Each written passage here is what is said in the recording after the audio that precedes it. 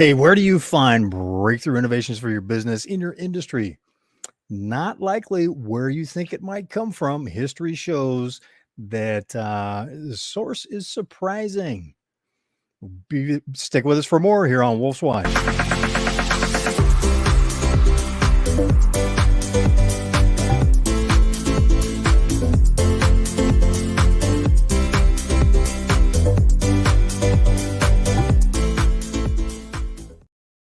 Hey, welcome to Wolf's Watch. I'm Wolf, and today we are watching innovation, and not just innovation, but breakthrough innovation. There's continuous improvement, the small things, the tweaks, the steps, we make it a little bit better on a day-to-day basis. But then there's the big breakthroughs that come along every once in a while. Think about that. Where does that come from? It's flying in from places that you wouldn't expect.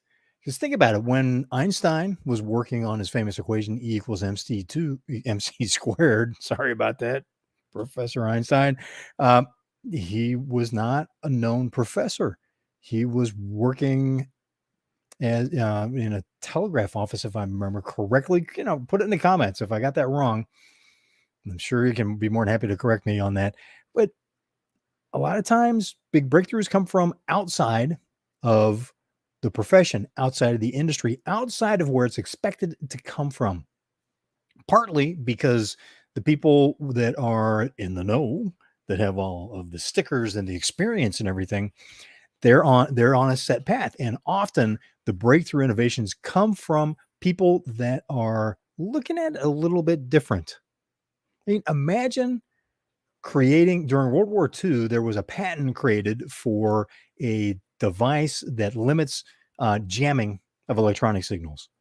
And it is used today in your cell phone. Guess where that came from? An actress and a composer. Let me share something with you here.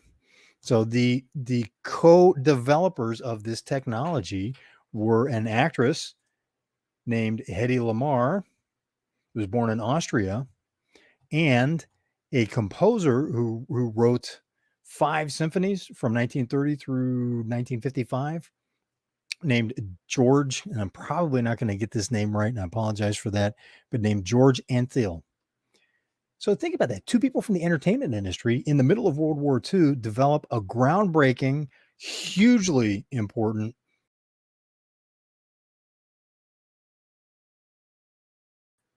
They get a patent for it, and it is used to this day, over 80 years later. Who would have thought? But it didn't come from the big science labs. It didn't come from, the Manhattan Project kind of people or universities or whatever. It was a breakthrough that came from people that were smart, well-educated, self-educated, and tinkerers outside of the industry. Silicon Valley has become legendary for its startups and garages, right? Apple Computer started outside the industry, 2 guys in their garage putting computers together. It's a common story. So where do you find innovations in your business? Look for people that are doing something in excellence that are outside of your industry, but it is something that would help your business, right? If you're looking for improvements in distribution, who is the best in the world at distribution? You have UPS, you have Walmart, organizations like that. Look to how they apply distribution and what can you learn from them to bring into your industry. What rules does it break? What do they do that your industry would consider not the right way to go about it? So just food for thought. Where you find innovations, not where you think. Most likely your big breakthroughs are not going to come from where you expect it. There's a tendency to want to say, hey, you know what? We'll give a whole bunch of money and free reign to the experts and they'll bring the innovation. That's not how it works. The history shows that is not the way breakthrough innovations are developed. Sometimes they come from the people you would expect, the experts, the folks with all the stickers, the PhDs, the certifications and whatnot. More often, it does not.